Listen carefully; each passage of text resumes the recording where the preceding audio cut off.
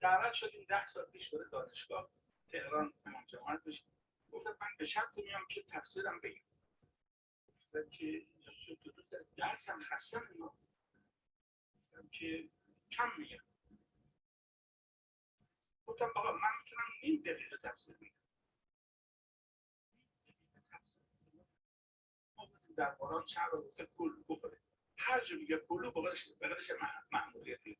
کلو انفقو، کلو انتم، کلو لا تسرفو، کلو وعمل صالح، کلو لا تدلو. به دمتو اصلا هم که میگه کلی میگه سرمست بگید. تو هم که فرق مچیدی باید اثر بزنید. یعنی کلو حسب بخور نیست. کنار خوردن که مسئولیت بس آقا. ما خیلی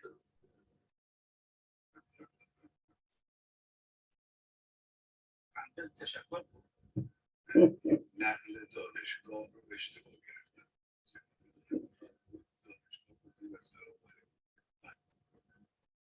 اصلا با دو جوانی که به هر حال بعد گفتن خب اینجا چون 60,000 دانشجو داره مهمترین دانشگاه کشوره بعضی از اساتیدش استاد نبود پروفسور هم پس علمی گفتم من نهایتی هم علمی رو بذار بالا مثلا میشه و به والدین احسان رو بگید بچه نیستن من ناراحت شدم گفتم به من گفتن علمی حرف بزن من گفتم به بابکی حرف بزن تو تخته نوشتم و به والدین احسان گفتم 20 نکته از این میکشم بیرون پایش پای الساق دو تا نامه که سنجاق دادن به نام پشت میگن الساق اله پیوست یعنی احسان پیوسته با خودت باشه یعنی خودت مادر بار دکتر بگو پول تاکسیل کنی و بل والده مقدم رو به یدک با دست خودت لقبه دهن مادر بذار نگو برنج بپز بابا بل والدن بوده بل ابوین نگفت چون اب به رهبرم اب میگن انا ولی ابوالد من تعبیر کنم به عمو میگن به پدرزن میگن به معلم میگن بل والدن احسان والدن نگفتم به والدین مؤمنن به والدین انسان برن کانه نگفتم به والدین انفاق و بدن خیلی وقت پول نمیکنم محبت 20 نوشته تقریبا تو تخت سیاه تو دانشگاه نوشتم گفتم آقا بلد گفتم والا به حضرت عباس بلد تو قانون گفتم دیگه نگید آقای درعتی اینجا دانشگاه ما پروفسور علمی حرف بزن باسوادترین ما حالا ساده ترین کلمات قرآن حرف بریم اون ندب و صحبت کن 50 تا نکته من گیرم اومده کوثر 82 تا نکته گیرم اومده قرآن علمه فکر کنید علم چیز قرآن علم نداریم میگه مشمول سیاسی میگه مباحث علمی میگه قرآن میگه نه قرآن نمیگم اونها نباشه میگم قرآن هم سهمش بده ما رو از وقت ماشینایی که هوا گرفته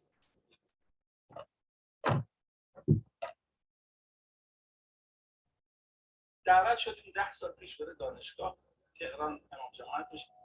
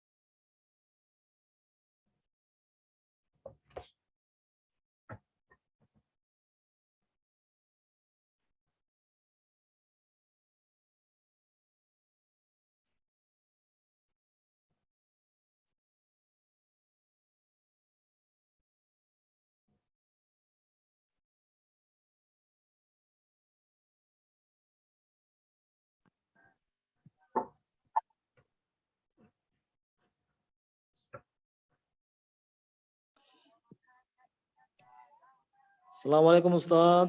السلام عليكم. أحوالكم چطوره؟ خوب Alhamdulillah. هستی؟ كيف أحوال؟ Alhamdulillah. Khair wa afiyah. We are still fine. إن شاء الله Inshallah. سلامت Ramadan Mubarak. باشید. خوب بدین إن شاء الله که Inshallah. الله إن شاء الله.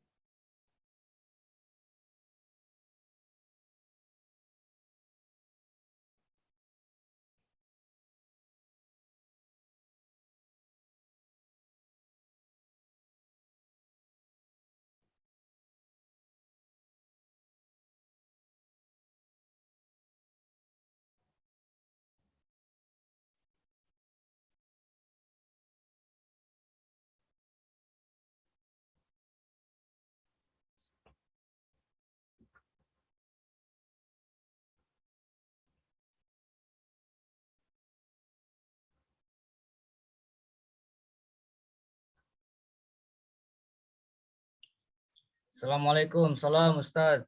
السلام عليكم. حالتون خوبه؟ Halo semua chitore Ustaz. الحمد لله رب العالمين. Alhamdulillah rabbil alamin. Khobam alhamdulillah.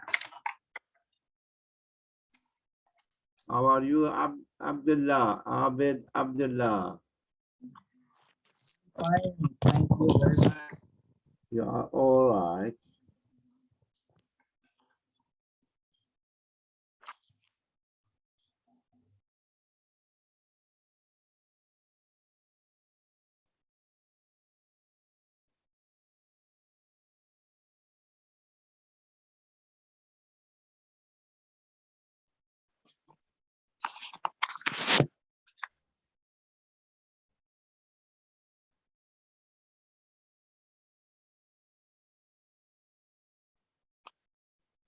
Assalamualaikum. السلام عليكم. شيخ الإدريس. سقاه الإدريس. بله ساق الادرس هستم. سید حفید هستن اون ترجمه میکنه. تشریف آوردن؟ بله. خب به سلامتی، به سلامتی. پس درس رو شروع کنیم. بفرمایید.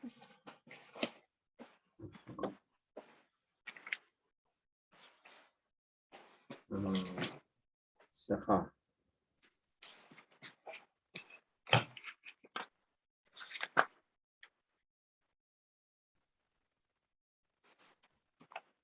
بسم الله الرحمن الرحیم. الهی به امید توی خدای کریم. ابتداً از خداوند میخوام که نماز روزتون رو قبول کنه انشاءالله.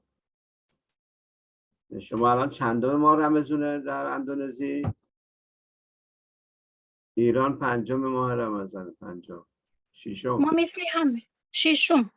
6 هست. خب 6 ماه رمضان. خب به سلامتی.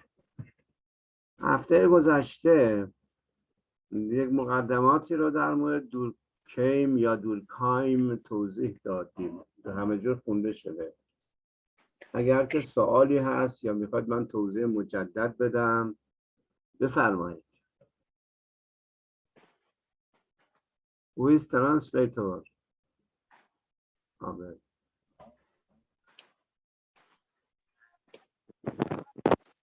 Ustaz Hafid bisa mentranslate بله کی میخواد ترجمه کنه؟ Who is atau Ustazah Syekha? Ustadz mengatakan bahwa pelajaran kita Bismillahirrahmanirrahim. Wassallallahu ala sayyidina Muhammadin wa ali Muhammad. Ustadz mengatakan kita telah memasuki pembahasan tentang Durkheim. Sedikit mukadimah telah kita bicarakan. Kalau ada yang ingin membentangkan sedikit tentang Durkheim dipersilakan.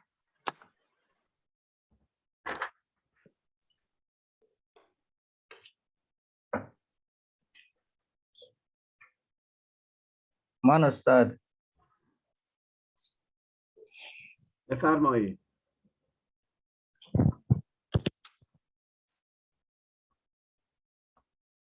Saja Sekha. Ya, Ya, sedikit yang saya baca dan ketahui tentang Emil Durkheim, seorang sosiolog Jerman. Khususnya dia berbicara tentang asal-usul tentang agama. Dia sangat memberikan perhatian tentang sosiologi agama. Tentang sosiologi agama ini dia berangkat dari pendekatan etnik ataupun ya etnik ya suku, dan pada intinya dia mengatakan bahwa ide gagasan tentang agama itu adalah masyarakat. Jadi semua unsur yang ada dalam agama, misalkan kepercayaan, ritual, aturan-aturan, hukum, kemudian pengkultusan, ya, totem, itu semua menguatkan ataupun membentuk masyarakat. Jadi asal-usul masyarakat itu adalah agama. Agama itu adalah sebagai pengikat masyarakat. Jadi saya kira ini kontribusi yang paling besar dari seorang Emil Durkheim mengenai masyarakat. Masyarakat itu adalah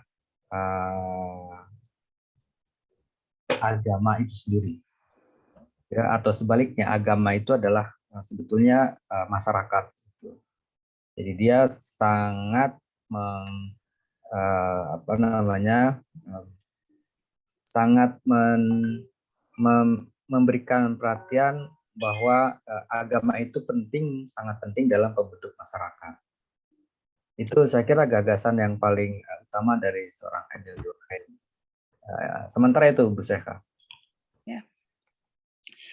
آنچه که من فهمیدم در بحث های گذشته درباره دورکهیم این که ایشون به عنوان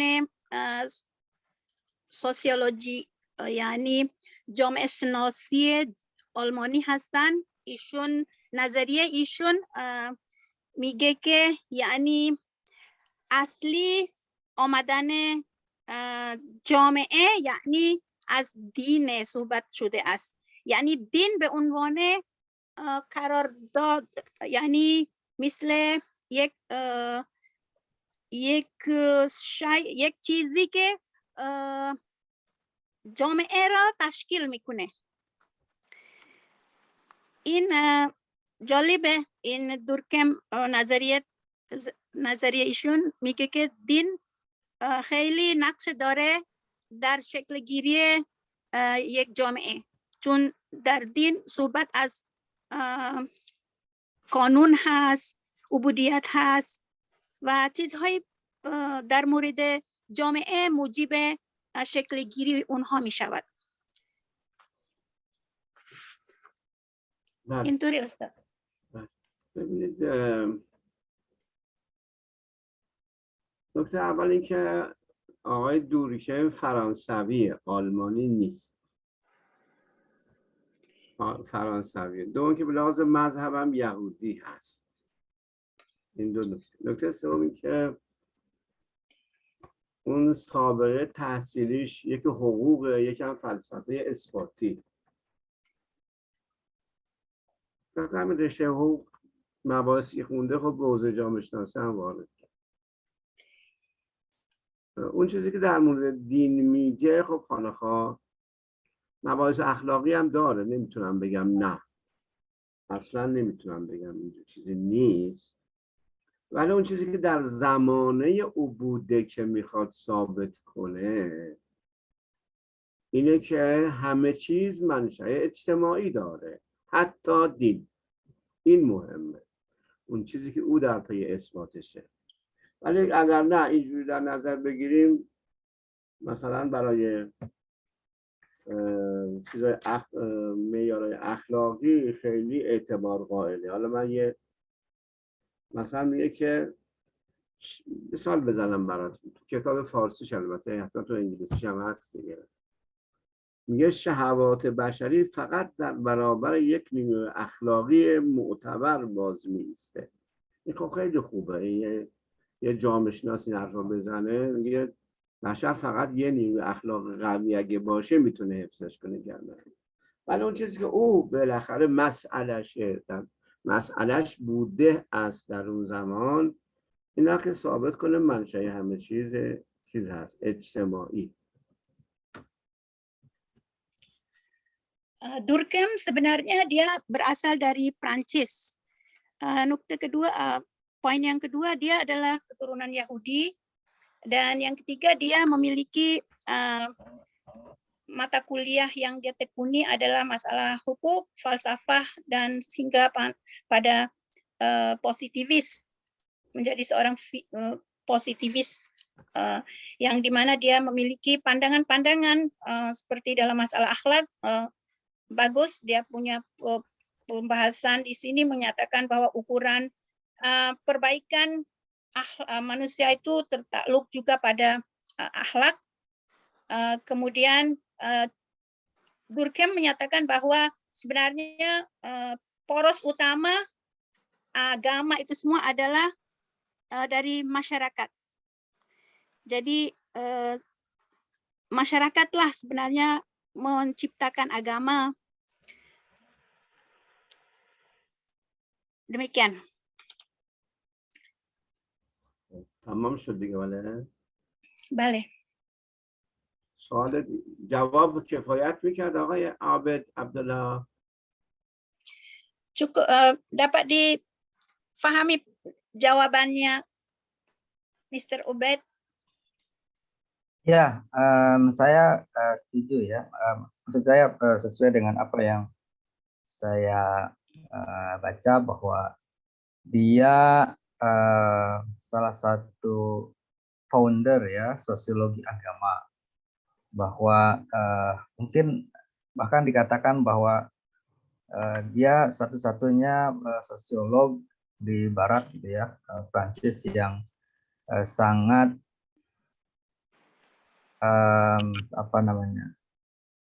mengatakan bahwa esensi dari agama itu adalah masyarakat. Dalam hal ini saya melihat dia betul sangat positivis dan mungkin cenderung mengabaikan hal-hal yang sifatnya spiritualitas dalam agama. Agama yang dia lihat hanya sebagai instrumen ya, instrumen pembangun masyarakat. Termasuk soal kekudusan yang ilahi itu dianggap sebagai instrumen saja. Tidak dilihat sebagai sebuah transendensi begitu. Tidak percaya dengan transendensi ilahiyah. Demikian Bu Seha. Ya. Jadi Mas ada sedikit ini satu pembentangan yang tambahan lah gitu ya. Jadi setuju dengan Ustadz tadi menyatakan bahwa dia juga mempunyai pandangan terhadap agama itu, menurut pandangan dia daripada Ustadz nih, bahwa masyarakatlah yang membentuk agama.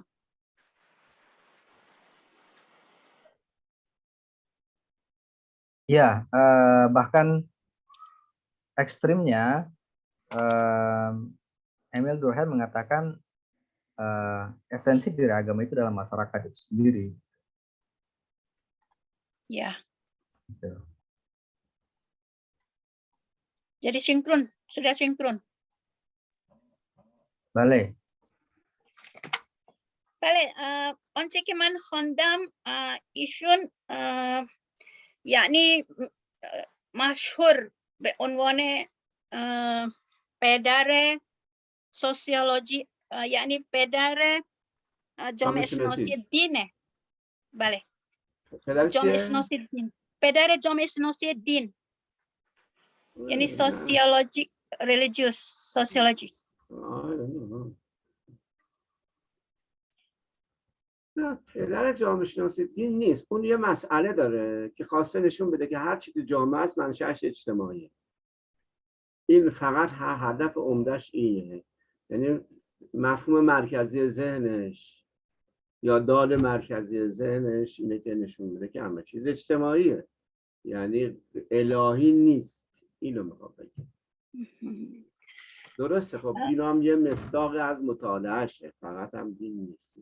ولی خب بین جامعه شناسان یک نقطه برجسته، چون بعد از اون حرفای اونا دائم جامعه شناسان میگن، الان هم همینجوره. یعنی تعریف از نهاد اجتماعی از جامعه همون چیزیست که اون میگه.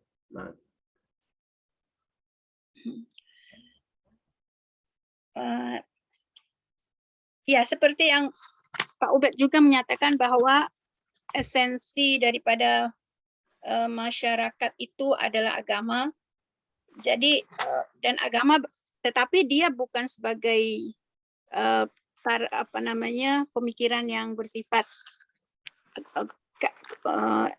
istilahnya menjadikan agama sebagai pondasi pemikiran dia, sebab dia tidak mempercayai tentang eksistensi ketuhanan.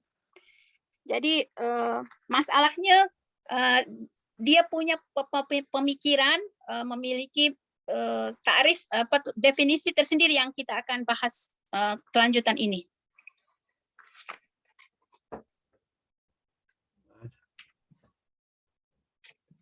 Boleh. عابد عبدالله. alright، خوب هست بود جواب یا توضیح بدم مجددا؟ Masih saya akan ingin menjelaskannya, Mr. Boleh, Ubay. Ustaz.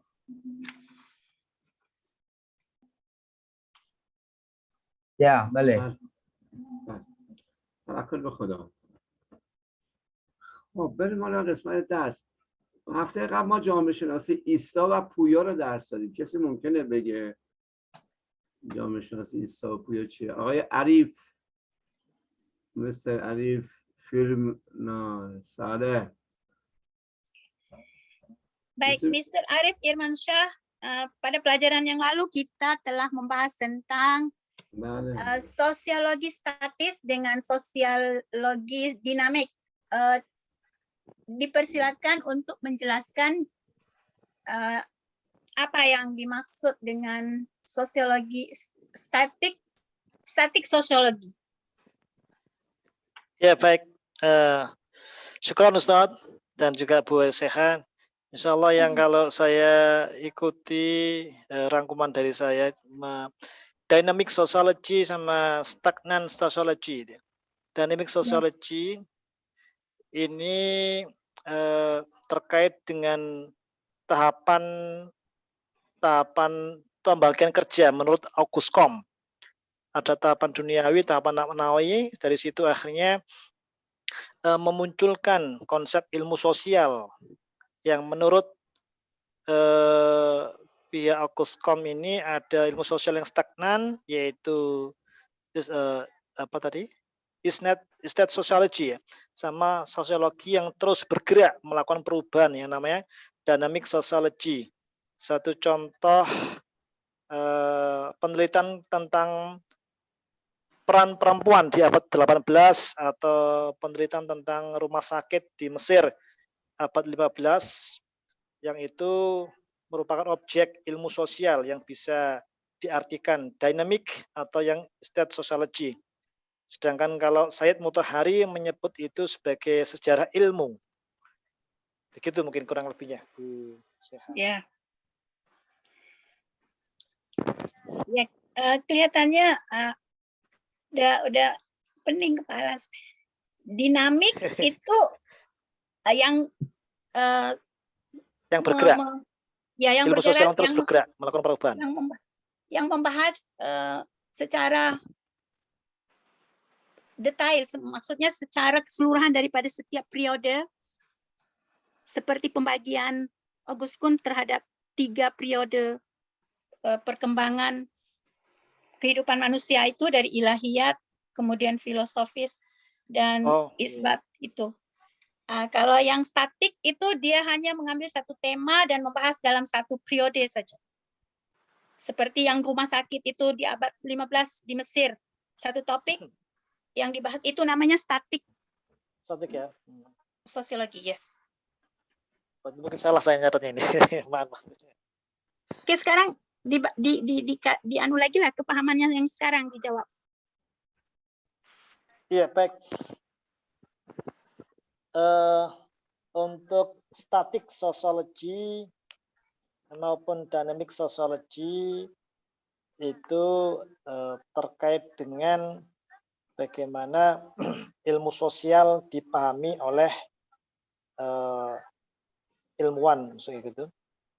Mengambil contoh tadi adalah bagaimana kondisi atau peran wanita muslimah di abad 18 ataupun fenomena kesehatan dengan adanya rumah sakit di Mesir pada abad ke-15 itu akan memunculkan pandangan-pandangan dynamic sociology ataupun static sociology yang terkait dengan ilmu sosial yang kompleks. Mungkin gitu ya. Kalau pembahasannya tentang wanita di abad 15 itu statik sosiologi jadinya. Ya. Rumah sakit berarti yang dynamic ya.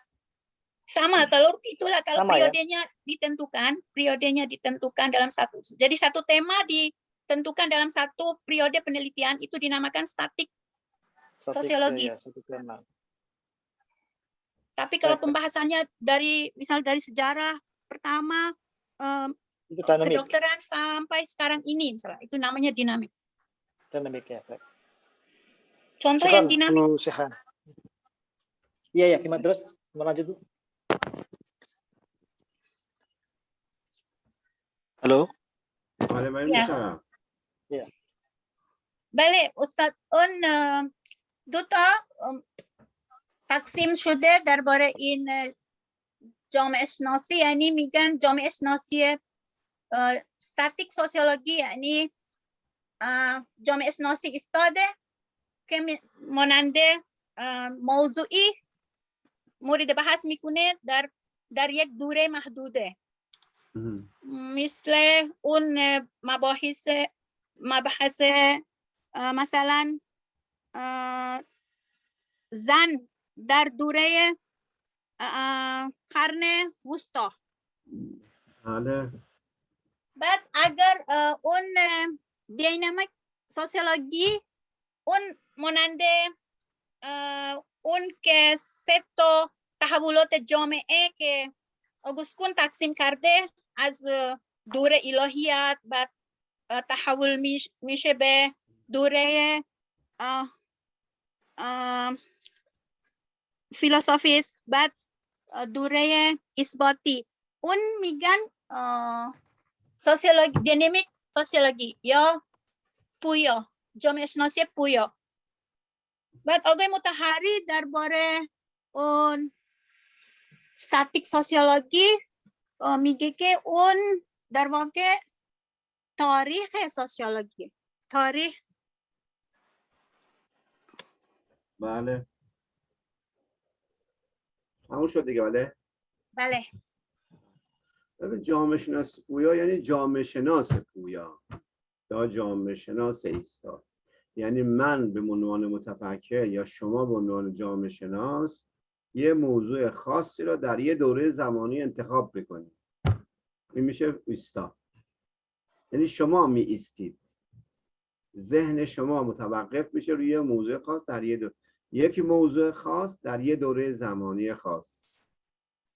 حالا در اون دوره زمانی مراحل اساسی از کنت باشه، خب طبق نظر کنت، ولی میشه تو موارد دیگه مثلا این خاص که جامعه شناس پویاه، یعنی ذهن جامعه شناس یک موضوعی رو طی دوره زمانی مطالعه. مثلا فرض کن تو ایران اگر کسی بخواد وضع خانم ها رو ببینه میتونه بگه وضع زنان ایران قبل از انقلاب و بعد از پیروزی انقلاب. خب تعداد زنان باسواد الا ماشاءالله زیاد شدن، خیلی زیاد شدن.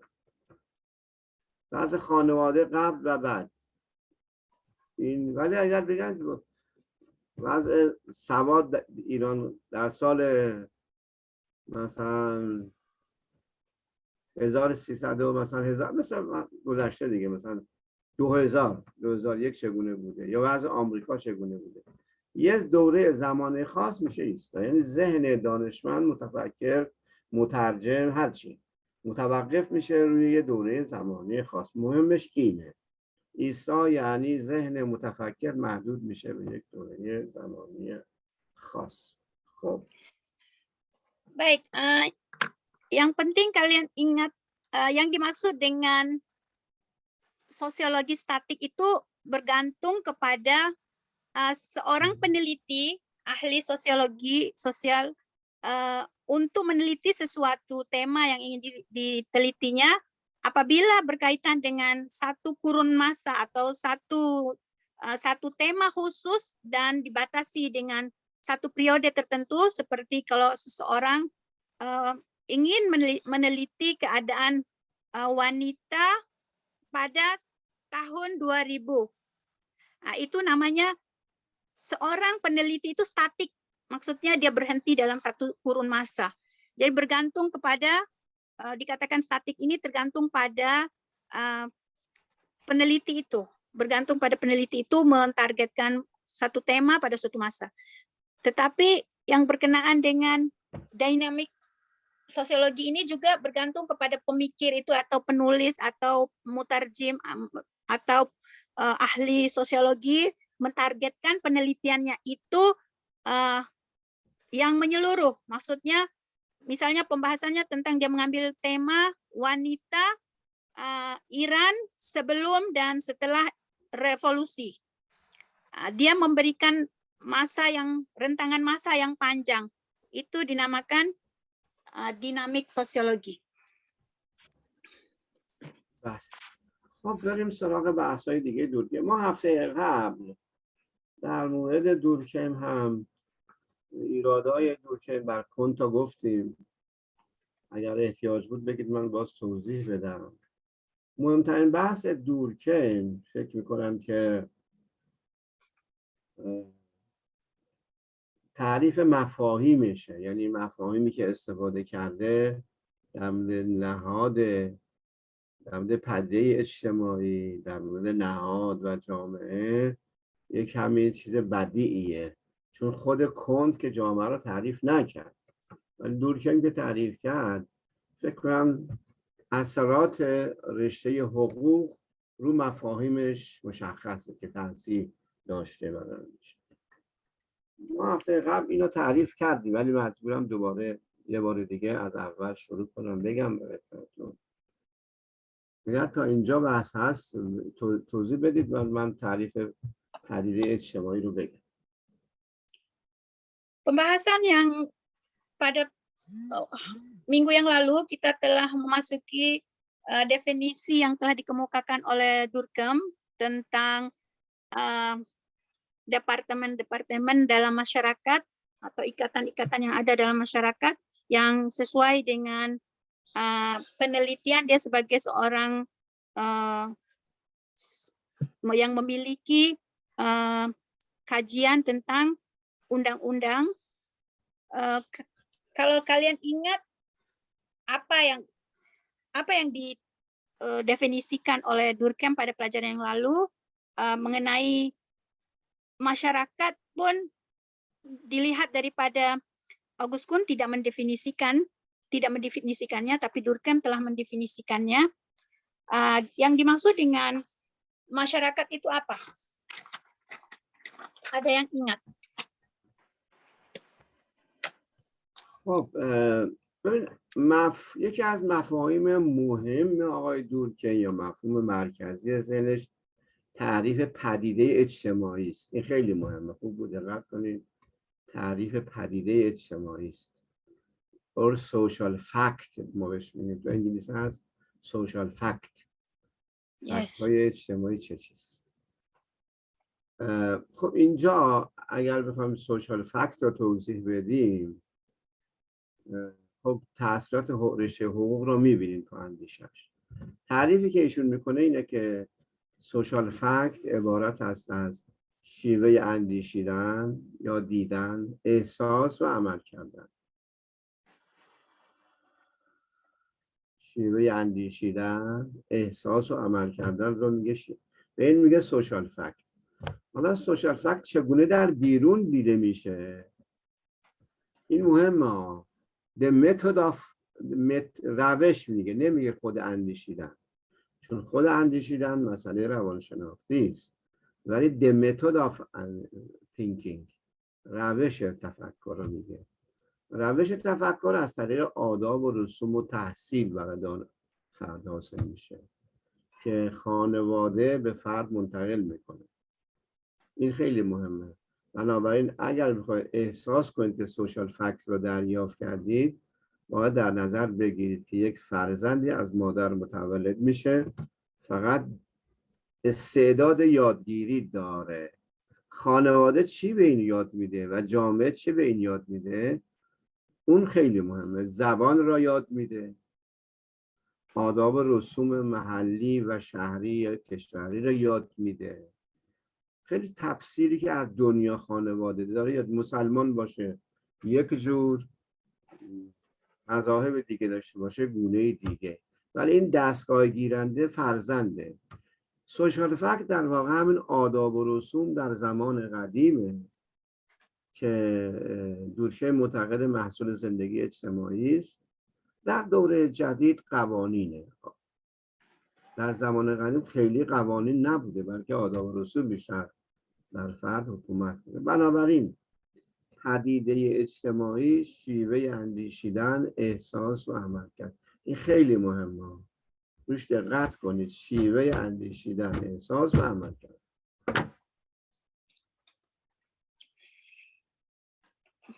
Durkheim telah mendefinisikan mengenai social fact pada pelajaran yang lalu, telah kita juga bahas, di mana dia mendefinisikannya social fact adalah atau disebut dengan fenomena-fenomena nyata dalam masyarakat, itu adalah metode pemikiran, perasaan, dan tindakan.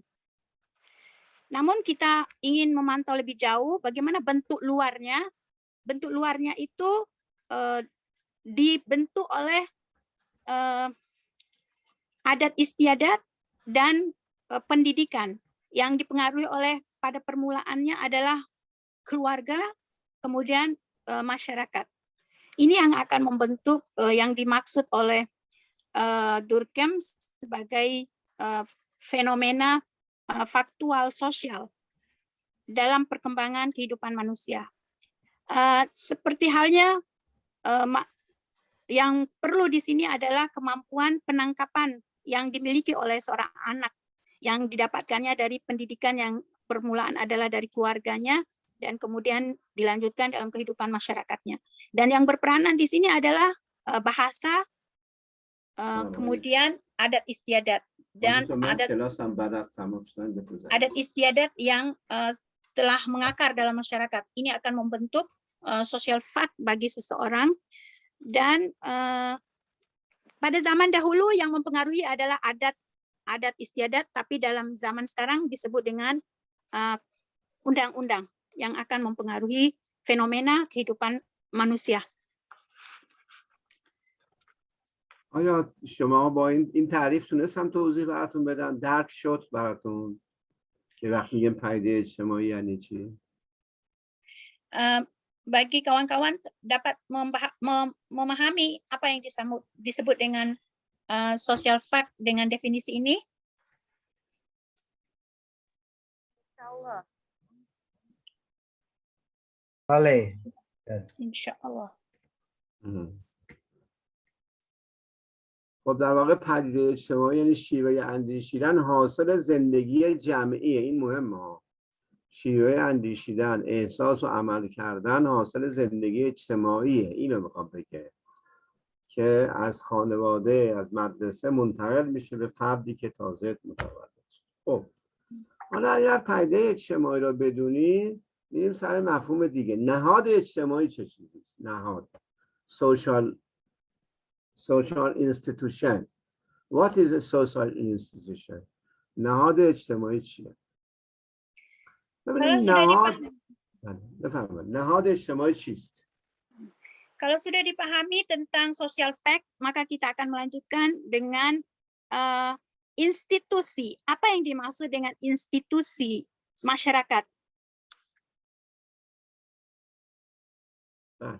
ببین نهاد یک انسان یه مجموعه نیازهایی داره، وقتی به لحاظ طبق آداب و رسوم به اون جواب بده، در واقع نهاد نیاز و پاسخهایی است که به اون نیازها داده میشه طبق پدیده اجتماعی، طبق آداب و رسوم. در دنیای جدید نهاد همون نیازه ولی طبق قانون بهش جواب میده. اسمش هست قانون.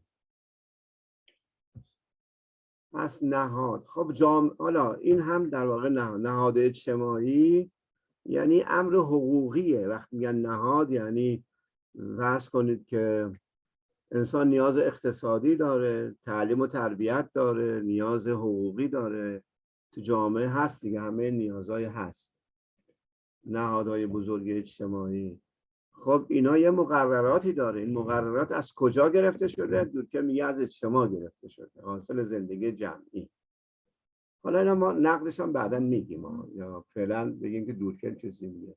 بنابراین وقتی میگن نهاد اجتماعی یعنی یک امر حقوقی رو داره آقای دورکیم میگه، یه امری که پاسخش بر اساس آداب و رسومه. فرض کنید که من و شما مسلمونم، ظاهر لباس پوشیدنمون با هم متفاوته. اینا از کجا اومده؟ میگه آقا طبق آداب و اجتماع. یا زبانمون متفاوته، دوتا هم عقیده هستیم در اصولی ولی زبانمون متفاوته.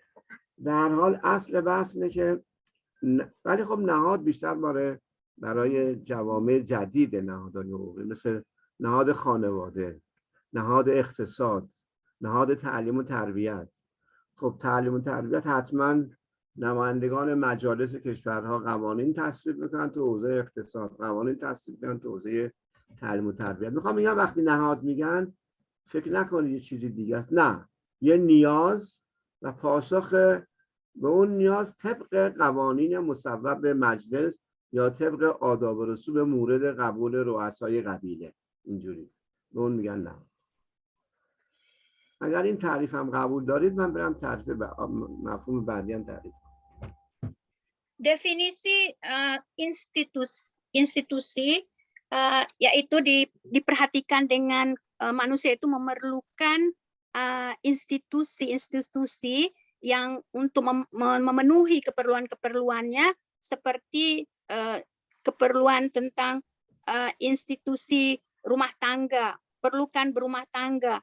Jadi maka akan berdirilah institusi yang mengurus tentang masalah untuk membina keluarga. Kemudian manusia memerlukan ekonomi, maka dibentuklah institusi yang mengurus tentang masalah ekonomi. Demikian juga manusia memerlukan kepada pendidikan, maka berdirilah institusi-institusi pendidikan di dalam masyarakat itu. Jadi definisi daripada institusi ini adalah satu pusat yang akan memenuhi keperluan-keperluan manusia. Namun perbedaannya dengan zaman dulu adalah dibentuk oleh adat dan resam suatu suku bangsa. Tetapi di zaman sekarang ini dalam bentuk institusi. Tentu saja kalau sudah berbicara tentang institusi, maka di dalamnya ada pembicaraan tentang undang-undang. Jadi keperluan-keperluan manusia ini di zaman ini dibentuk dalam disediakan oleh institusi-institusi ini yang di dalamnya memuat perundang-undangan. Kalau kalian sudah dapat menangkap pembahasan ini, saya juga akan mendefinisikan masalah lain yang dibentangkan oleh Durkheim. خب این هم پس جامعه، حالا اگر این هم تعریف جامعه از نظر دورکیم، یا جامعه یا سوسایتی مجموعه نهادهای اجتماعی است. The collection of the social institution. بنابراین می‌بینیم که در تعریف جامعه دورکیم وقتی تعریف از جامعه میده بیشتر به امر حقوقی حرف میزنه تا اینکه افراد رو در نظر بگیره. خوب دقت کردید؟ نمیگه مجموعه آدمایی که یه جا زندگی میکنن، نه اینجور حرفی رو نزده. میگه بیشتر اون امر حقوقی، یعنی بیشتر روی نهادها تاکید داره. این هم تعریف آقای دورکیم از جامعه که امیدوارم که راحت شده باشه، یعنی راحت بتونید حرف دورکیم تو ذهنتون جا گرفته باشه. Definisi Durkheim berkenaan dengan masyarakat, dia mendefinisikan bahwa masyarakat itu adalah kumpulan daripada institusi. Yang perlu kita perhatikan di sini, Durkheim tidak mendefinisikan masyarakat itu sebagai kumpulan daripada individu masyarakat, individu manusia, tetapi dia justru mengambil institusi. Kita dapat melihat bahwa Durkheim ini memandang kondisi masyarakat ini adalah memuat diatur dengan hukum-hukum, sebab dia mendefinisikan masyarakat itu adalah kumpulan daripada institusi-institusi, sedangkan institusi sudah kita pahami bahwa dia memuat perundang-undangan. تعریف ویژگی‌های واقعی اجتماعی رو ما جلسه قبل توضیح دادیم، اما دو تا ایراد من دارم به نقد میکنم نظر دورکیم در مورد پدیده اجتماعی. پدیده اجتماعی که دورکیم تعریف کرد که شیوه اندیشیدن، احساس و عمل کردن و منشأش هم زندگی جمعیه، من میخوام بگم این نظریه درست نیست. همه پدیده ها رو شامل نمیشه. یعنی چی؟ یعنی تو دنیا شیوه های اندیشه‌ای وجود داره که منشأش زندگی اجتماعی نیست. شیوه های اندیشه پیامبران الهی هیچ کدومشون اجتماعی نیست. الهام خداوندیه.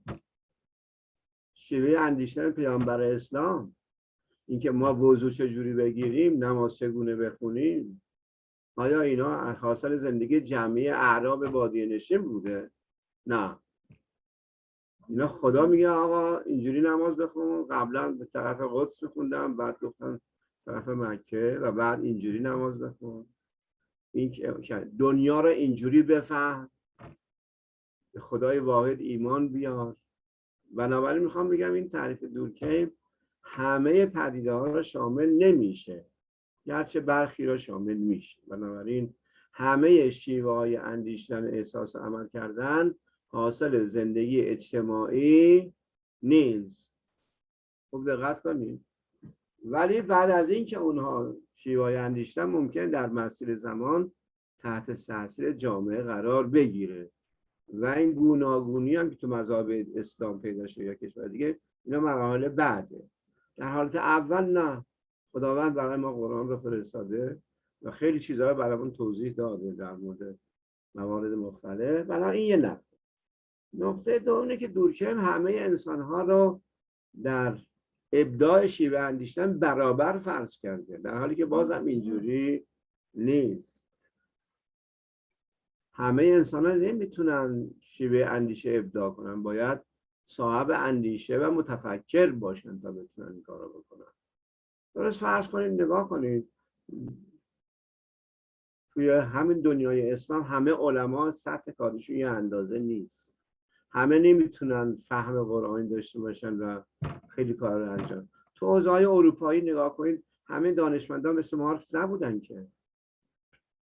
بنابراین آدمای عادی نمیتوانند که اندیشه تولید کنند و نمیتونن پدیده اجتماعی وجود دارن. باید نخبه باشن، باید صاحب اندیشه باشن. این دو تا انتقاد به اراده دورکیم وارد. Dalam pembahasan selanjutnya adalah kita akan mengkritisi pandangan Durkheim mengenai masyarakat ini atau mengenai fakta sosial yang dibentangkannya yang mengatakan bahwa adalah pengaruh adat dan resam masyarakat yang mempengaruhi kepada pola kehidupan, pola pemikiran, perasaan dan perbuatan manusia. Kritikan pertama adalah tidak semua. Jadi apa yang dibentangkan oleh Durkheim ini tidak meliputi semua person manusia. Sebab ada person manusia yang sama sekali tidak ada pengaruh daripada kondisi masyarakat atau adat dan resam yang terjadi dalam masyarakat. Malah sama sekali tidak ada sangkut pautnya, yaitu seperti kehadiran para nabi. Nabi adalah 100% adalah pengaruh daripada wahyu dan tidak ada sangkut pautnya dengan fenomena masyarakat. Kehadiran Rasul dan apa yang dibawakan oleh Rasulullah itu adalah sama sekali tidak termasuk dalam fakta sosial yang dibentangkan oleh Durkheim ini. Jadi definisi Durkheim ini tentang fakta sosial, tentang institusi yang diberikannya itu yang mempengaruhi pemikiran, perasaan dan amal perbuatan manusia itu sangat sempit, tidak menyeluruh. Jadi ada satu perkara yang tidak masuk di dalamnya, yaitu fenomena yang kehadirannya itu daripada Tuhan, daripada kitab suci, wahyu yang diturunkan oleh Tuhan. Kemudian poin yang kedua sebagai kritisan kepada pandangan Durkheim ini, Durkheim menyatakan bahwa pola pemikiran manusia itu sama. Padahal kenyataannya tidak sama. Bukankah yang dapat memberikan teori-teori atau pemikiran-pemikiran itu juga dimunculkan oleh pemikir khas yang memiliki kekuatan pemikiran yang lebih kuat daripada yang lain. Maksudnya memiliki kemampuan yang berbeda dengan yang lain, sehingga dia mampu untuk mengambil sebuah pandangan, mencerapi menjadi sebuah ilmu baru yang ditemukannya. Itu dilakukan oleh seorang yang jenius atau seorang yang memiliki. Jadi tidak sama manusia ini dalam potensi untuk berpikir itu. Jadi Durkheim mengatakan semuanya sama. Ternyata kita melihat, bukankah di dunia barat pun demikian, ada sebagian yang muncul sebagai seorang pemikir ulung, dan demikian juga di dalam dunia Islam. Di antara ulama-ulama Islam juga kita melihat ada berbagai perbedaan mereka dalam segi intelektual mereka. اگر سوالی تا اینجا هستم در خدمت. Jika ada pertanyaan sampai di sini dipersilakan. Boleh, soalnya dalam Ustaz. Besar tentang kritik terhadap Durkheim tadi, saya mungkin agak sedikit bertanya juga, apakah kalau individu para nabi atau para rasul itu dianggap sebagai kekecualian dari social fact gitu ya. Tapi dalam sejarah ataupun dalam perspektif sosiologis itu, kehadiran ataupun munculnya para nabi, para rasul itu juga sangat terkait dengan fakta-fakta sosial. Misalkan adanya hukum-hukum institusi yang merosot, yang pudar ya, hukum-hukum agama, aturan, katakanlah ajaran-ajaran agama sebelumnya itu sudah menyimpang, dianggap sesat dan lain sebagainya. Kemudian turunlah para nabi ataupun para rasul untuk menegakkan kembali hukum-hukum, dalam hal ini hukum-hukum Tuhan. Ya. Jadi perspektif sosiologis mengatakan demikian, menunjukkan hal itu, bahwa katakanlah Tuhan Allah Subhanahu Wa Taala mengirimkan Muhammad misalkan karena terjadinya penyimpangan-penyimpangan dan kemerosotan hukum, institusi, hukum-hukum Tuhan yang terjadi atau yang terjadi setelah sekian ratus tahun hukum-hukum Tuhan dalam Torah, dalam Alkitab, Injil itu menyimpang. Ya. Jadi itu mungkin pertanyaan ataupun kurang sepakat di situ, atau butuh penjelasan berikutnya. Demikian, Saudara Sehat. Boleh. آنچه که من دیدم یا در مباحث علوم اجتماعی هم مطرح شده است که مثلا آمدن پیامبران اون هم رابطه دارد با پدیده های اجتماعی. مثلا از لحاظ اون دین قبل دیگه خراب شده، بعد خداوند هم دین جدید فرستاد برای اصلاح این وضعیت جامعه. این چطور این که در نقده که استاد فرمودید، آنچه که دورکم تعریف کرده پدیده اجتماعی که شامل نیست برای پدیده های اجتماعی کاملا، که مثلا وجود پیامبران در این حیطه نیست، چون رفتار پیامبران کاملا از تحت تأثیر پدیده اجتماعی نبود، اون از تحت تربیت الهی بود. ولی من این دیدم که در سوسیولوژی هم تأیید کرده که پیامبران آمدن اون موقعی که میبینه مجموعه یعنی پدیده های اجتماعی مردم دیگه انحراف شد، بعد نیاز به دین جدید. این لطفاً من توضیح بفرمایید در کدوم نقطه این نقد مطرح شده از طرف جناب عالی هماهنگی بشه با این پدیده اجتماعی. ببینید، نکته اول اینه که در مسائل اجتماعی یا هر مسئله‌ای شرایط یکی از عوامل مهم، اینا قبول. نکته و احتمالاً وحی هم که ارسال میشه، نزول وحی هم تابع شرایط دیگه، یعنی اون چیزی که خداوند بر موسی، عیسی یا ایوب یا بقیه پیامبران ارسال کرده متناسب با شرایطشون بوده دیگه، اینم قبول. ولی چیزی که از خالق اینا خداه، تشخیص این اون دورکه اون چیزی که میگه مکانیزم خودی به خودی منشأ رو هم زمین میگیره. نه شما میگید بله خداوند یه دین بوده از بین رفته، خدا یه دین دیگه ای فرسته، اینا قبوله. تعریفی که خدا از زمین و آسمان و قیامت و کره زمین خاک ما میده در واقع متفاوت از اون چیزی هست که شیوه اندیشیدن من و شما با شیوه اندیشیدن یک آدمی که به کره ماه میره یکسانه. آیا اون میره کره ماه، ولی چون شیوه اندیشه متفاوت هیچگاه نمیگه سبحان الله الحمدلله، میگه نه نمیگه. ولی خب شرایط قبول دارم، شرایط که چیز طبیعی است، ما هم تو دینمون مورد توجه قرار گرفته، ولی واضح یعنی وضع کننده پدید آورنده این دین خداه، نه شرایط اجتماعی. اینجا در بحث از شرایط تأثیر شرایطه، نه نقش تعیین کننده.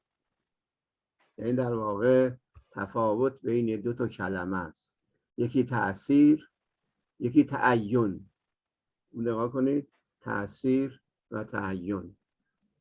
تأثیر زمینه سازه، بله خب خداوند با ما هم طبق شرایطمون با اون برخورد میکنه، میبخشه ما رو، استغفار میکنیم، خدا گناهامون رو پاک میکنه. ولی تعین یعنی همه چیز یک طرف هست، خودش شرایط زمینی اینا رو به وجود آورده. ما میگیم نه. در حال بین شما و دورکیم تفاوت هست. شما به آسمان نگاه میکنید میگید سبحان الله، او هیچگاه این حرف رو در زندگیش نداده، در حالی که ممکنه اطلاعات عمومیش از من شما بیشتر بشه. Di sini ada yang disebut dengan syarat-syarat dan ada yang disebut dengan penentu. Jadi berkenaan dengan pengiriman agama yang tadi dipahami sebagai ada kaitannya dengan fenomena masyarakat, sehingga dikatakan semacam ada kontradiksi pemahaman Durkheim yang mengatakan bahwa agama itu terbentuk daripada masyarakat sehingga dikritisi. Sebenarnya tidak demikian. Agama adalah dari Tuhan, tetapi Tuhan mengirim agama itu melihat syarat-syaratnya. Maksudnya ada kondisi yang bagaimana sehingga agama Allah kirim. Jadi ini ada perbedaannya dari pandangan yang dilihat ini. Jadi seperti seorang yang memiliki pemikiran tentang Tuhan, kalau dia dikirim ke bulan, dia melihat fenomena yang ada di alam semesta ini, dia akan mengatakan subhanallah. Berbeda dengan seorang yang tidak memiliki pola pemikiran ketuhanan ini. Ini cara berpikir, metode berpikir manusia ini berbeda. Ketika seseorang itu tanpa memiliki asas ketuhanan, dia melihat alam semesta ini tidak ada kaitannya dengan Tuhan. Ketika dia melihat kepelbagaian yang semestinya hebat, yang menakjubkan, namun dia tidak akan mengekspresikannya dengan mengungkapkan dengan sesuatu perkataan seperti subhanallah. Nah, ini di sini ada perbedaannya. Dari pandangan Durkheim ini melihat fenomena ini semua berkaitan dengan masyarakat. Sedangkan ada kelompok lain yang melihat tidak sama sekali tidak dipengaruhi oleh masyarakat, dan itu betul-betul datang daripada Tuhan untuk memberi kepada masyarakat ini dilihat sesuai dengan kemampuan yang Allah berikan kepada mereka. Jadi di sini nuktah-nuktah yang perlu diperhatikan. یک مثال دیگه بزنم. ما در ادبیات دینی داریم که من لا معاش له لا معاد له. حتما شنیدید اینا دیگه، من لا معاش له لا. یعنی اینجا معاش خیلی مهمه. این با حرف مارکس چقدر فرق داره که مارکس میگه اقتصاد زیربناست. اون میخواد کل هستی رو، حتی اصلا هیچ دیگه غیر از اقتصاد نمیگه. ما نه میگیم آقا این من لا معاش له لا معاد له ادبیات دینی ماست. خدا به ما یاد داده، پیامبر به ما یاد داده. بنابراین فرق میکنه با هم دیگه، دو تا کلمه تاثیر و تاکید. اگر کفایت کرد آقای عبید، راضی شدی از جواب یا نه؟ Contoh lain saya akan berikan seperti pemahaman man la ma'asya la mahadaralah. من لا معاش له لا معاد له. یعنی کسی که پول نداره معاش نداره، معاد نداره. معاد نداره. آره. یعنی اگر کسی اقتصاد نداره یعنی زندگی سعادتمند در آخرت نیست، نداره. نداره. ini adalah این حدیث رو شنیدید شما ها یا نه؟ نه تازه شنیدیم. یعنی پس یادداشت کنید بپرسید من باشه. واسه من بتونم من Jadi ada satu hadis mengatakan sesiapa yang tidak memiliki mata pencaharian, maka dia tidak akan mendapat tempat di hari kebangkitan nanti. Ini kita melihat sepertinya agama mau mengajarkan kita untuk menyiapkan iktisad, menyiapkan ekonomi yang kuat. Pandangan Durkheim juga tertakluk kepada pemikiran duniawi seperti ini. Jadi sebenarnya hadis ini bukan diajarkan oleh fenomena sosial, tetapi ini adalah suara Rasul. Ini adalah contoh lain yang mengukuhkan kritikan tadi terhadap pandangan Durkheim. Bagaimana Pak Ubed? Apa sudah dapat penerangan selanjutnya daripada pembahasan hari ini? Ya, sedikit. Mungkin itu para rasul, para nabi konteksnya kepada agama-agama wahyu, ya, agama-agama Abrahami. Bagaimana dengan agama-agama yang non wahyu, misalkan ancient religions of Persian, ya, agama leluhur orang Iran ataupun Persia gitu, ataupun agama-agama leluhur yang lain yang dikatakan mungkin bukan diajarkan atau datang dari katakan mungkin wahyu ya, atau para nabi yang ada yang kita imani, tapi dari pemikiran-pemikiran para tokoh-tokoh filsuf yang misalkan Buddhism, Confucianism, Tao, yang mereka mengajarkan moral conduct juga, mengajarkan etika dan hukum-hukum juga, hukum-hukum tentang kebaikan, hukum-hukum norma di masyarakat dalam adat istiadat. Nah, saya kira di situ Durkheim berangkat dari menjelaskan itu juga. Jadi dia memang tidak hanya membahas tentang katakanlah mungkin masyarakat yang institusi dan hukum-hukumnya itu datang dari wahyu melalui para rasul ataupun para nabi. Jadi lebih umum, sehingga dia memang mengabaikan tadi saya katakan mengabaikan ilahiyah, mengabaikan ketuhanan dalam hal ini. Gitu Ustaz Jessica. Ustaz, ما میبینیم که پدیده اجتماعی هم غیر از دین ابراهیمی یا دینی که از طرف خداوند توسط وحی به اجتماع انسان یعنی ارسال شده، در این دنیا هم یعنی دین‌های ساخته شده از طرف متفکران نخبه، یعنی دین مثل دین بودا، هندو، تائویسم، اینها هم انسان ها به طرف خوبی ها هم دعوت میکنه. شاید این دورکهیم بنا به این ادیان ایشون نظر ایشون شکل میگیره، با نادیدن دین که از طرف الهی یا توسط وحی ارسال شده به جهانی انسان. من نظر دورکهیم ما کاملا رد نکنیم، گفتم پوشش نمیده همه نظرات رو. اگر نه خب درسته، خب شما توی دین ادیان شرک داریم، یعنی چی؟ عقاید داریم شرک‌آمیزه، خب اینا محصول اجتماع است. تو خود هند بودا هست ولی افکار شرک‌آمیز خیلی زیادتری هم داره دیگه. شما بهتر از من میدونید که از پرستش اعضای بدن شروع میشه تا چیزهای دیگه. ما میخوام بگم که نظر دورکهیم جامع نیست، بنابراین پدیده اجتماعی بله برخی از شیوه‌های اندیشیدن محصول اجتماع است، این قبول داریم، این اصلا قبول داریم، ولی همه رو شامل نمیشه. برخی از شیوه‌های اندیشیدن حاصل زندگی اجتماعی نیست که ما استفاده بکنیم. Betul, Pak Ubed. Saya tidak mengatakan, yang saya sampaikan adalah bahwa pandangan Durkheim tidak meliputi semua. Padahal ada fenomena lain. Jadi seperti yang dibentangkan adanya agama Buddha ini semua hasil daripada cara pemikiran manusia tertentu.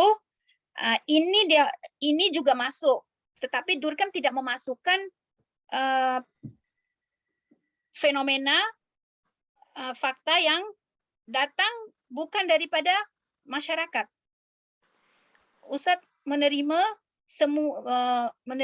ini semua, tapi dia mengkritisi pemikiran Durkheim yang tidak meliputkan fakta yang tidak dipengaruhi oleh fenomena masyarakat, yaitu agama ilahi tadi. Bagaimana Pak Ubed? Ya, cukup. کافی استاد درست. خب اینجا بریم قسمت بعدی. یک مطلبی هم دیگه داره دورکهیم به نام سطوح پدیده‌های اجتماعی یا لایه‌های پدیده اجتماعی. نمیدونم میتونید ترجمهش میشه چی به زبان شما؟ سطوح یا لایه‌های پدیده اجتماعی. İngilizce suatu loyeho level of level. social phenomena or social fact. Levels of social phenomena. Ada pembagian lain berkenaan dengan pandangan Durkheim yang berkenaan dengan level-level sosial. دورکهیم معتقد پدیده اجتماعی 3 تا لایه داره، یعنی 3 تا پوشش یا 3 تا سطح داره. اولیش مورفولوژی اجتماعی. مورفولوژی کلمه فرانسویه دیگه، انگلیسی میشه فرمولوژی، یعنی شکل پدیده اجتماعی، شکل بیرونیش که قابل مشاهده است.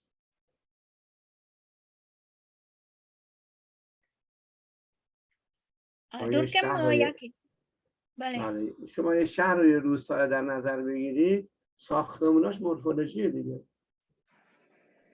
نگاه کنید گوناگون شهر تو مناطق مختلف، تو کشور مختلف. دومین سطح یا لولش هست فیزیولوژی اجتماعی.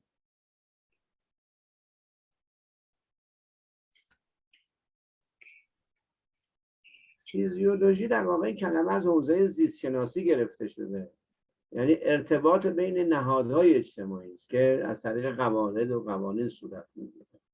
تو جامعه اول ساختمون هاست، بعد نهادهای اجتماعی. فرض کن وزارت، هر وزارت تو کشور شما، کشور ما، فرض کن آموزش عالی، یه قواعدی داره دیگه. اون قواعدش مکتوبه تو اداره مربوطه است، بر اساس اون عمل میشه. اینو میگه در واقع فیزیولوژی اجتماعی.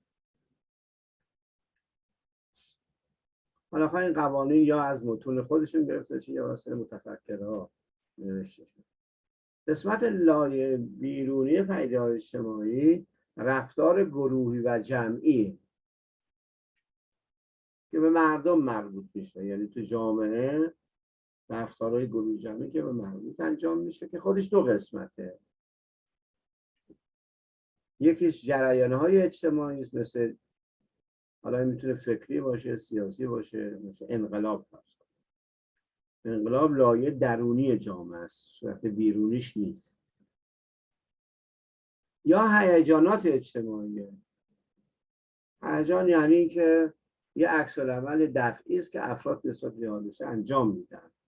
فرض کن تیم فوتبال کشور شما یا کشور ما ببره، همه میان تو خیابون دست میزنن، کف میزنن. این میشه هیجانات. بنابراین وقتی شما به جامعه نگاه کنید 3 قسمت می‌بینید: مورفولوژیک، شکل بیرونی، فیزیولوژی، اون قواعد حقوقی که مردم اداره میشن بر اساس اونها، و رفتارهای گروهی و جمعی که 2 قسمت بود: جریان‌های اجتماعی و در واقع هیجانات اجتماعی.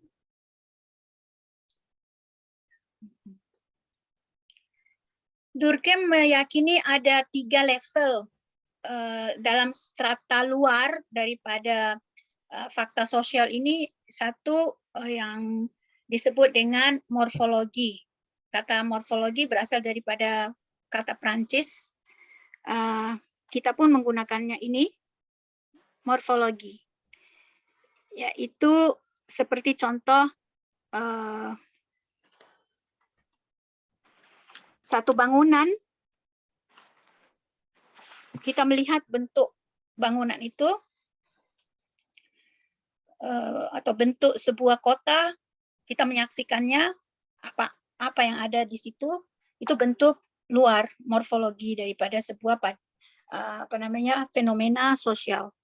Kemudian yang kedua adalah level fisiologi masyarakat, di mana di situ dibahas tentang hubungan antara institusi-institusi yang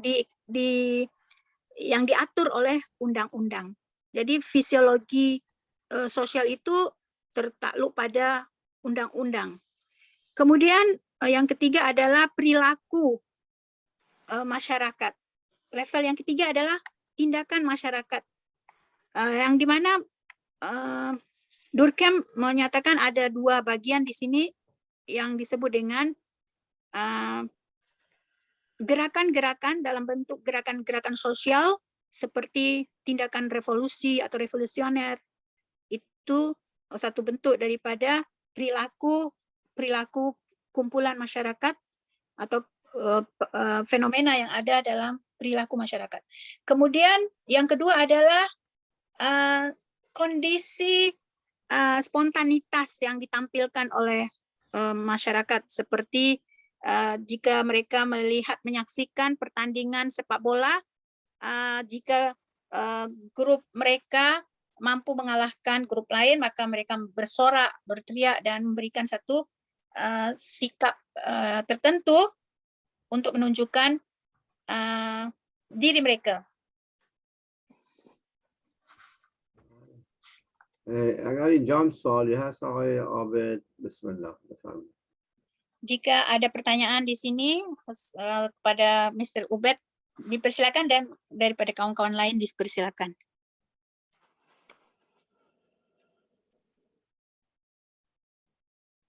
خب ظاهرا سوالی نیست. Yang میریم lain, سر boleh. میریم Ya, Pak Ubed. قسمت بعدی سوالهای نظریه های دورکیم. Nah. ببینید که چه نظریاتی رو دورکیم مطرح کرده. دورکیم 3 تا کتاب داره که هر کتابی 3 تا نظریه است.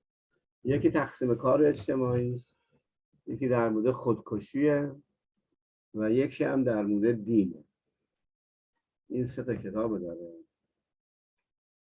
توی هر 3 تا کتابم خواسته که در واقع نشون بده که منشأ اجتماعی دین و خودکشی عوامل اجتماعی حتی نه روانشناختی. چون میدونید که توی زمانه ای که دورکیم زندگی میکرده روانشناسی همه دلایل را به خودش نسبت میداده، یعنی دلایل روانشناسی توضیح میداده. دورکیم مخالف این بوده، گفته دلایل اجتماعی است. 3 تا مصداق پیدا کرده، یکی تقسیم کار اجتماعی، یکی خودکشیه و یکی هم در واقع دینه. اولین کتابش هم کتاب تقسیم کار اجتماعی است.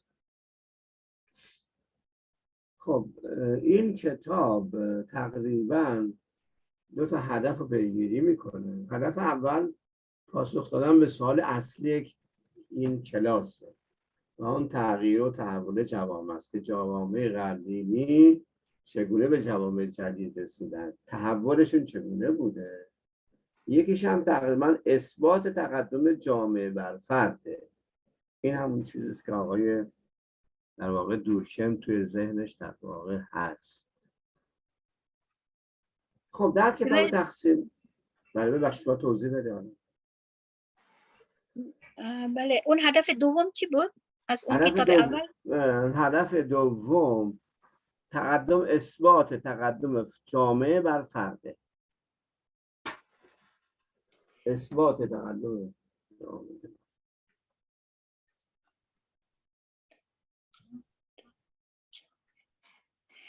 اثبات تقدم جامعه بر فرد، بر individual society on individual. Boleh. Pembahasan selanjutnya berkenaan dengan teori yang dibentangkan oleh Durkheim, di mana Durkheim ini memiliki 3 penulisan kitab. Dia telah menulis 3 kitab, 3 buku, di mana dia menuangkan pandangan-pandangannya berkenaan dengan kehidupan atau fenomena sosial. Satu yang berjudul Pembagian Kerja Sosial. Yang kedua adalah Bunuh Diri. Yang ketiga adalah Agama. Jadi ketiga-tiga buku Durkheim ini kita dapat melihat pandangan-pandangan dia, di mana dia menyatakan juga bahwa sebagian orang mengatakan seperti bunuh diri itu adalah sebab psikologi seseorang yang bersifat kejiwaan diri individu itu sendiri. Tapi Durkheim menyatakan itu adalah pengaruh daripada fenomena sosial sebenarnya. Kenapa seseorang bisa menjadi bunuh diri. Kemudian dalam buku Pembagian Kerja Masyarakat itu, Durkheim memiliki 2 tujuan, di mana dia ingin menjawab soalan sosial yang utama, yaitu seperti bagaimana masyarakat itu berubah. Jadi bagaimana masyarakat kuno menjadi masyarakat baru. Atau yang kedua, dia memastikan bahwa pengaruh masyarakat itu lebih utama daripada pengaruh individu. دورکم در این کتابش از دو نوع جامعه حرف میزنه، یکی جامعه مکانیکی و یکی جامعه ارگانیکی. جامعه مکانیکی و ارگانیکی.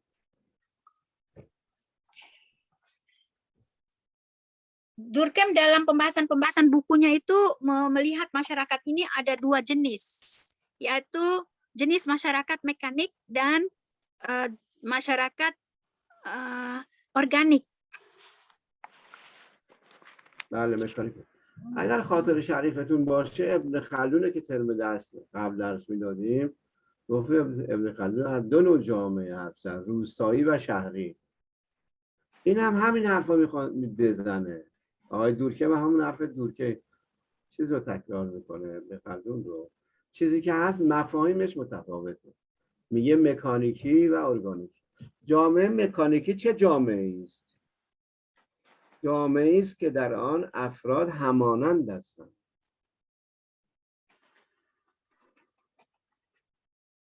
حالا این همانندی چجوری هست؟ ناشی از دو تا بحثه.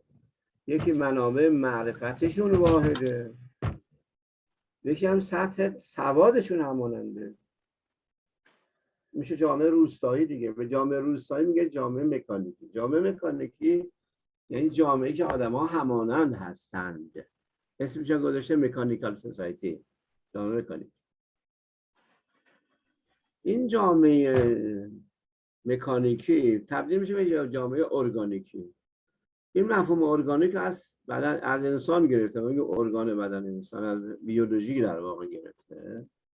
یعنی آدم قسمت ها مختلفن، یعنی دیگه همانندی وجود نداره. هر کدوم هم یه کاری انجام میدن، دست یه کاری انجام میده، پای یه کاری انجام میده. تو جامعه هم همینجوری کارگر هر استاد کار استادی انجام میده، پزشک کار پزشکی رو انجام میده. در واقع این مرحله ارگانیکی ها یعنی اعضای وابسته و ناهمانند به هم دیگه. جامعه ناهماننده.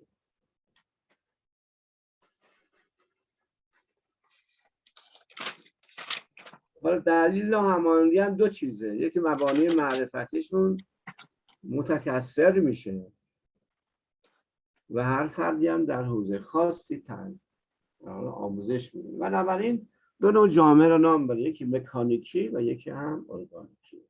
سوال اصلی اینه اینجا که این جامعه مکانیکی چگونه تبدیل میشه به جامعه ارگانیکی؟ این جامعه ساده و همانند چگونه تبدیل میشه به جامعه در واقع ناهمانند؟ عامل اصلی در این تحول در جمعیت جستجو میکنه. خوب دقت کنید. عامل تحول را در جمعیت جستجو میکنه. خب جمعیت چه نقشی داره؟ جمعیت میدونی که دو تا مفهوم رو مطرح میکنه. وقتی جمعیت در یک جای زیاد باشه بنابراین تقسیم کار به وجود میاد. میگه تقسیم کار میاد. یعنی هر چقدر جمعیت کمتر باشه و تراکم مادی و اخلاقی کمتر باشه در چه تمایز پذیری هم کمتره. آره دیگه، یعنی همه همانند میشن. سیه روستا.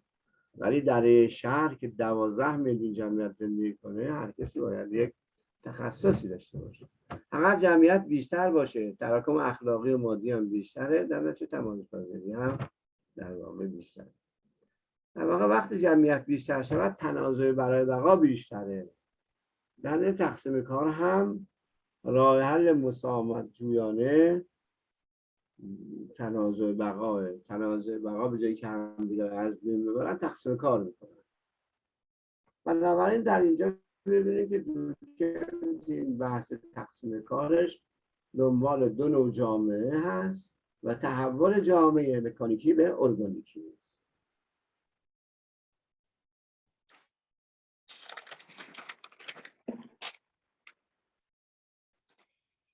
Dalam pandangan Durkheim, masyarakat ini dibagi kepada dua macam, disebut dengan masyarakat mekanik dan masyarakat organik. Yang dimaksud dengan masyarakat mekanik dan organik ini hampir sama dengan pembagian yang dibentangkan oleh Ibnu Khaldun, yang juga membagi masyarakat kepada dua, yaitu masyarakat pedesaan dengan masyarakat perkotaan. Jadi pembahasan yang dibahas oleh Durkheim berkenaan dengan masyarakat mekanik itu, yaitu melihat masyarakat itu dalam bentuk yang sama rata. Jadi uniform sosial. Jadi dia melihat masyarakat itu memiliki ma'rifat atau keilmuan yang sama, karena dipengaruhi oleh kondisi pedesaan itu kan tidak memiliki jumlah masyarakat yang banyak. Jadi ketika masyarakat itu, jadi ada pembahasan di sini yang penting, bagaimana perubahan masyarakat pedesaan menjadi masyarakat perkotaan. Durkheim memberikan jabaran-jabarannya berkenaan dengan ketika masyarakat itu berubah menjadi masyarakat yang banyak, maka di sini diperlukan pembagian kerja. Oleh karena itu akan semakin banyak masyarakat menempati sebuah tempat, itu memerlukan pembagian kerja dalam bentuk spesialis kerja. Jadi Durkheim memberikan pemahaman bahwa masyarakat itu ada dua, yaitu secara mekanik mereka, kemudian organik, yaitu disesuaikan dengan struktur keperluan struktur badan manusia, di mana memerlukan penelitian atau keilmuan yang lebih spesifik. Jadi di sini memerlukan spesialis dalam pembagian tugas oleh masyarakat dalam masyarakat itu. Karena masyarakat organik ini sebagai masyarakat yang tidak memiliki kesamarataan, memiliki berbagai pagai yang banyak, perbedaan yang banyak, yang dipengaruhi oleh dua, yaitu ma'rifat, intelijensi, pengenalan, dan pendidikan, yang membedakan kedua pembagian ini. اگر سوالی هست آقای عابد من هستم. Kalau ada pertanyaan dipersilakan. از دو نوع جامعه داریم، مکانیکی، ارگانیکی. مکانیکی خب سوال ندارم. بریم قسمت بعدی. سوال بعدی بحث خودکشیه که دورکیم مطرح کرده. اینم یکی از کتاباش. البته تحقیقات قبل انجام داده بوده و بعد دلایلش هم مطرح بوده. دورکیم اینجا میخواد ثابت کنه که دلایل خودکشی هم اجتماعی، حالا روانشناختی اگر باشه باز اجتماعی. در واقع خودکشی میگه که هر نوع تعریف خود میکنه اول خودکشی رو، که هر نوع مرگی که نتیجه مستقیم یا غیر مستقیم کردار مثبت یا منفی خود قربانی. هر نوع مرگی که نتیجه مستقیم یا غیر مستقیم کردار مثبت یا منفی خود قربانی است که میدانسته است که میباید چنین نتیجه را به بار بیاره.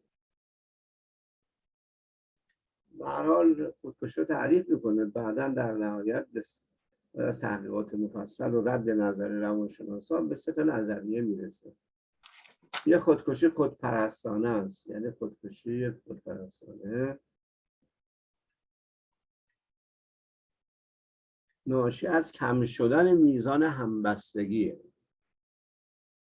این در واقع یک خودکشی هست. دومی خودکشی دگردوستانه است که ناشی از زیاد شدن میزان همبستگی است.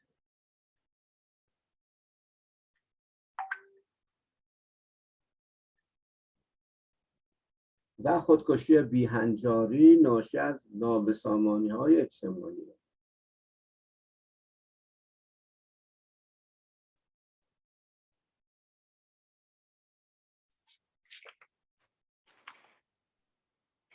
Durkheim dalam kitab از سه نوع خودکشی گفتیم: خودپرستانه، دگردوستانه، بیهنجاری. دلایل عمده همبستگی اجتماعی و نابسامانی اجتماعی. بله. Durkheim dalam bukunya yang berkenaan dengan bunuh diri itu menjabarkan bahwa sebab-sebab seorang itu bunuh diri dan dia membagikan kepada tiga bagian bunuh diri, yaitu satu bunuh diri yang dinamakan menyembah diri. Jadi yaitu dikarenakan dia tidak mendapatkan kerjasama yang baik dalam masyarakat. Tadi Durkheim menyatakan bahwa bunuh diri ini kan diakibatkan oleh fenomena sosial. Kalau psikologi mengatakan itu karena pengaruh daripada dalaman diri manusia itu sendiri. Tapi Durkheim mengatakan pengaruh sosial, dan dia membagi kepada tiga bagian, tiga macam bunuh diri, yaitu satu bunuh diri karena menyembah diri, artinya dia bersikeras untuk mendapatkan keseragaman dalam masyarakat, tapi dia tidak mendapatkannya. Jadi dia berputus asa dari kondisi masyarakat yang demikian. Kemudian yang kedua adalah yaitu disebabkan kekurangan kelebihan daripada ikatan kerjasama dalam masyarakat, entah menjadikan dia kondisi yang tertekan bagi dia, mungkin dia tidak selaras dengan keinginan seorang sehingga dia mengadakan bunuh diri. Kemudian yang ketiga disebabkan oleh ketidaksetaraan kesenangan yang ada dalam masyarakat. Jadi menyebabkan seseorang itu bunuh diri. بله. اگر سوالی هست در مورد اینم بگید. Kalau ada pertanyaan dipersilakan. Ini Bu Sea sedikit. Ya. Berarti struktur sosial atau social structure itu tanda dari masyarakat yang mekanis ya, mekanis atau organis. Adanya struktur sosial, jadi masyarakat organis ya, karena masyarakat jumlahnya banyak berada di masyarakat perkotaan, sehingga muncul spesialisasi atau spesifikasi pembagian dalam masyarakat. Pertanyaannya, bagaimana, apa yang menyebabkan munculnya social structure? Demikian. Darbore struktur sosial ya, social structure ya, ini nedome siyasi, nedome ijtimai که ما میگیم یعنی دو نوعی، یعنی نوع مکانیک و ارگانیک. چطور این اجتماعی مکانیک تبدیل بشه به ارگانیک که تخصصیش بیشتر میشه دیگه؟ یعنی در ارگانیک چون زیاد اجتماعی برخورد شد، باعث تقسیم کار زیاد و تخصصی بیشتر میشه. بله درسته. عامل عمدهش رو دورکهیم جمعیت میدونه. میگه وقتی جمعیت کمه و در روستا زندگی میکنه، نه همانند دیگه، سواد هم ندارن مثل همه، کپی هم دیگه. ولی وقتی اینها منابع معرفتیشون عوض بشه، گوناگون میشن دیگه و بنابراین مختلف میشن، میشه جامعه ارگانیک. یعنی هر کسی یه حوزه تخصصی داره، مثل قلب. کار قلب یه چیزه، کار کلیه یه چیز دیگه است، کار چشم یه چیزی، اینجوری. بخاطر اینم به بدن میگن ارگانیک دیگه. یعنی هر قسمتی کار تخصصی داره. جامعه هم میگه اینجوری میشه. بنابراین عامل جمعیت میدونه. حالا این درستی یا غلطی اینا دیگه بحثای بعدی است. ایشون جمعیت. Menurut pandangan Durkheim mengatakan bahwa sebab daripada perubahan kondisi masyarakat ini adanya pembagian kepada organik dengan apa namanya tadi mekanik tadi. Mekanik kan sedikit masyarakat, jadi seperti Ibnu Khaldun mengatakan masyarakat pedesaan di mana mereka tidak banyak ilmu, jadi seragam, mereka punya status pengetahuan itu sama, jadi tidak memerlukan banyak hal, berbeda dengan masyarakat organik karena sudah pengaruh dari masyarakat. Jadi Durkheim menitik beratkan perubahan ini terjadi karena berkembangnya jumlah populasi manusia, menyebabkan munculnya perbedaan kondisi masyarakat ini, yaitu dari mekanik ke organik.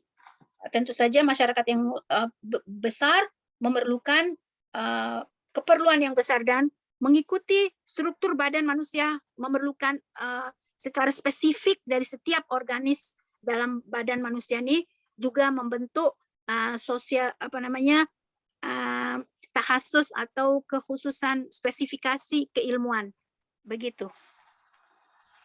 بله. نظر دورکهیم در مورد دین رو انشالله هفته دیگه میگم چون وقت بیشتری میخواد و الان ساعت کلاس تقریبا تموم شد. هفته دیگه میگم که کمی Teori mengenai din, teori mengenai agama menurut Durkheim kita akan pelajarinya pada pertemuan yang akan datang dikarenakan waktu sudah habis. Insya Allah kita akan lanjutkan pada minggu depan. الان این هفته کلاس جلسه چندمونه جلسه چندم بود؟ Emrut tersepan. Kemungkinan panjang bos. پنجم یا ششم نمیدونی. خب باش. فقط چیزی که هست احمد حدیفه کیه؟ نیست توی کلاس. Ahmad Hafiz مثل که هست. و غایب قضیه البته صحبت نمی‌کنن. سوال خانم فاطمه هستم استاد. من غایبه. سرفه سنگینی دارم. جان؟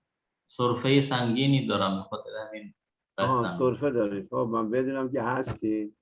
قیافت هستم. عریف هم که سوال نمیپرسه.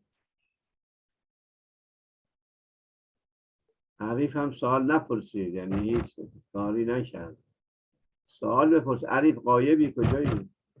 Pak Arif ditanyakan sama Ustadz itu gimana? فقط آقای عبید خیلی خوب واقعا دست کرده کنه موضوع محل بحث قرار میگیره، پرسش میکنه. سرکار خانم سفا هم که خیلی متشکرم ازش که واقعا ترجمه میکنه. انشالله که آقای شما آقای حفید مترجم هستی. داره درست گفتم؟ من گهگاهی ترجمه میکنم استاد. گهگاهی. انشالله که موفق باشید. انشالله. لا. اگر سوالی ما رو حتما تو نمازاتون موقع افطار دعا کنید عاقبت خیر بشه. انشالله شما هم سلامتی حاصل بشه براتون انشالله به زودی. انشالله. اگر سوالی نیست من با شما خداحافظی. Kalau tidak ada pertanyaan. السلام علیکم. خدا حافظ. Waalaikumsalam warahmatullahi Waalaikumsalam warahmatullahi خدا wabarakatuh. حافظ همتون باشه انشالله. خدا حافظ. خدا حافظ. خدا حافظ. Syukran. شكرا لله. شكرا لله. Syukran Ustazah Syekha. Sama-sama, syukron. Syukron Ustaz Hafid, Korek asli semua terjemah. Saya batuknya sanggin. Batuk sanggin sama ngurusin ini acara di ICC ini jadi harus perhatian ke dua tempat. Terima kasih Ustazah Syekha. Sama-sama. Selamat Khoda berbuka niwe puasa. bister biar. Selamat berbuka puasa. Khoda Hafiz. Khoda Hafiz. Syukran. Bulis kalau memang mau ada ada baju koko ada sarung, daster, Masya baju Allah. perempuan, Jualan. jualan lah, produk sendiri, Pekalongan ya? Pekalongan punya. Ya. Boleh, boleh, boleh. Difotoin dong Ustadz.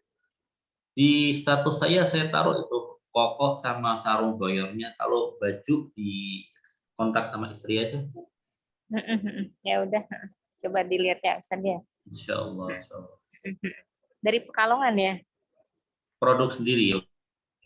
Masya Allah. Berapaan tuh Ustadz? Nanti aja japri aja. Oke. Iya, Oke, iya. selamat berbuka puasa. Insya Allah. Oh iya, iya, iya. Jazakumullah. Iya, aku lagi ada di jalanan nih, jadi tadi nggak Ah. sempat respon. Oke, assalamualaikum. Waalaikumsalam.